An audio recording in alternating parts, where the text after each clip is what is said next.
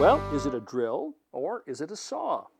Well, they call it a hole saw, so I guess it's a bit of both. In any event, it's a terrific tool for drilling larger diameter holes through a variety of material. However, when you're boring through thick softwood like this, well, you can run into a couple of obstacles. In softwoods, hole saws have a tendency to clog with sawdust, requiring me to stop and frequently clean the teeth. Also, when I'm finished drilling, I'm usually left with a wooden plug inside that can only be removed with a bit of prying and pushing. Sometimes even that doesn't work, making it necessary for me to remove the arbor and push out the plug. This hole saw from Liropa Tool has carbide teeth that never clog. And even better, the wooden plug can be removed by simply pressing this button on the arbor and sliding the saw upward toward the drill.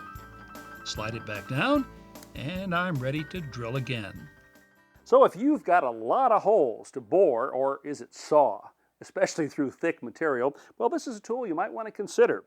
It also has a quick release mechanism here, which makes it very fast to change out cutters. It comes in a kit with 11 different size cutters, and if you'd like more information about this tool, visit ronhazelton.com.